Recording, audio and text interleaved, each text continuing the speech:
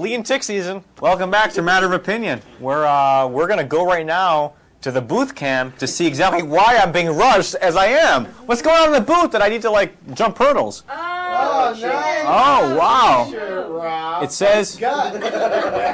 says Chin Ho, but I can't tell because the letters seem to be hanging down near the waist. I don't know. All right, so in any case, I'd like to welcome my next guest, Ken Marshall from the Hemp Rallies. How you doing, Ken? Nice to see you. Now, exactly. Now, I know in this latest election, you supported Stephen Kane. Yes. And, quite adamantly. Now, why did you support Stephen Kane?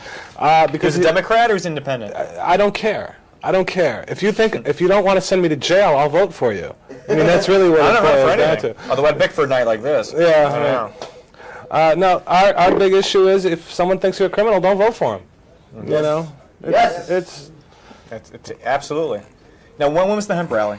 September. What Well, we had two actually. The first got very little publicity, no newspapers, nothing like that. Much quieter, much calmer. What happens at a hemp rally, actually, other than people sitting around dazed eating Doritos? Information mostly. That's why we set it up, is to get some information. There's a lot of things about pot that people don't know. Most people think about pot. They think about something you put in your bong and you smoke it. Tell me now, I want to learn. Well, okay, here you go. This is pot. This is 100% legal marijuana. That's a flag. This is hemp fiber. But I can roll it into something? Well, I wouldn't recommend you smoke this. It's painted with some evil petroleum shit. But it's basically, this is why it was made illegal.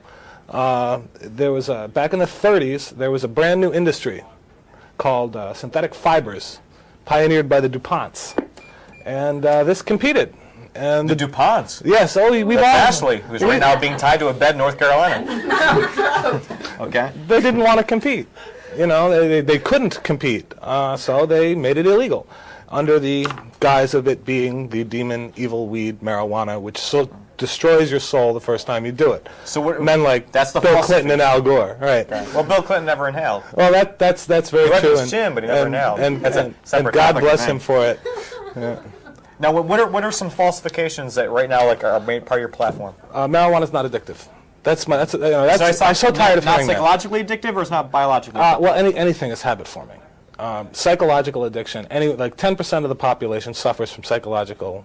They have addictive personalities. But that's the 10% that are cops. That's kind of a weird thing there. Well, yeah, but their drug is legal. Is the difference between them and us? You know, and actually, alcohol is statistically much more connected to violence than marijuana ever could be. The only thing that creates more violence statistically is speed. And I don't know if we all know what that does to people, but I know what it did to me. You know. What about these babies? Oh, those will kill you. Oh, yeah. Those will kill you. Are those camels? That is, by the way, the gateway drug that everyone's always whining about.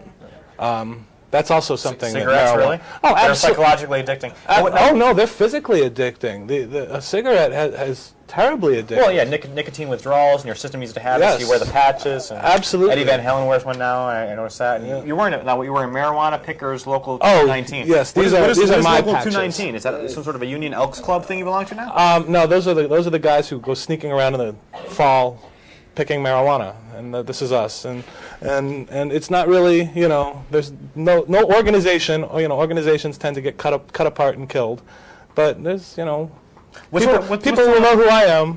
What sort of flack are you taking? Who's coming down to your heart? So far, I've been very impressed up here in Burlington. I have not really received a terrible amount of flack.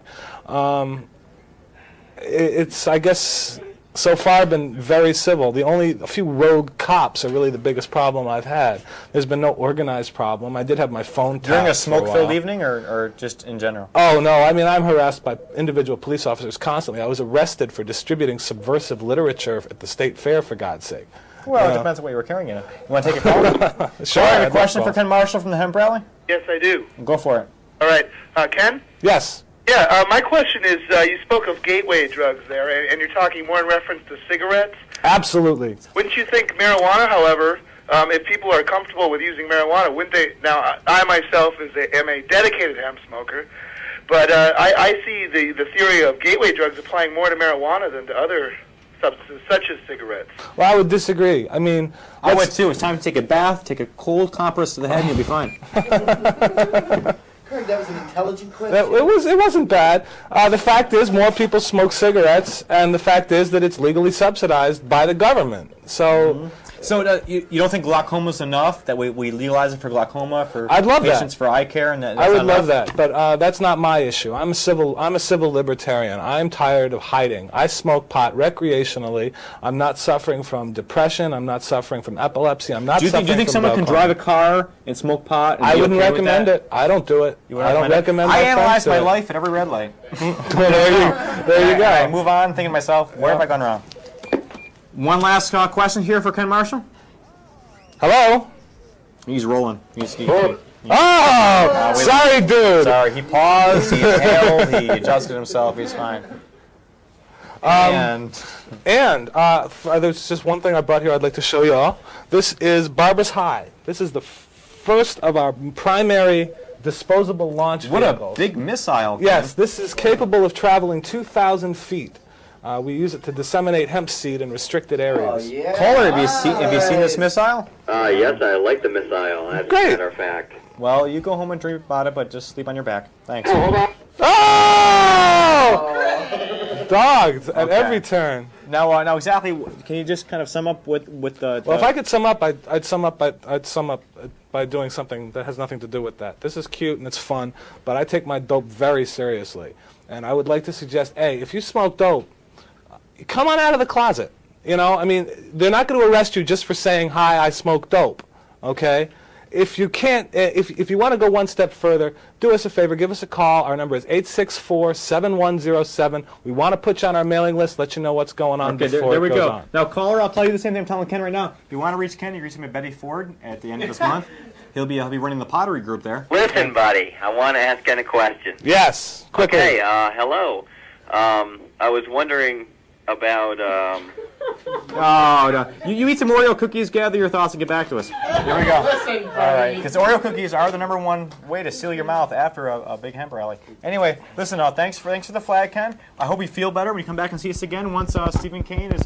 Just sit down, Ken. Oh, dear. No, Ken, sit down. Sit down. There you are. You're too tall to stand on this set. Here, hang on to this. We're going to go to a cow interlude or a duck interlude or some sort of insect interlude. And we're saying goodnight? We're saying What about Jimmy and Mike? To next week? Hi, everybody. Jimmy Carter, thank you. Good night. That was Jimmy being disgusted with being cut short. Like Chris Copley, Ken Marshall, Public Access Players. Sorry, Jimmy and Mike, we'll do it next week. We have a major conflict. Do we know that? Osiris, if you're watching, please don't use those sheets as a tourniquet. We'll talk to you guys later. Thanks a lot, everyone else.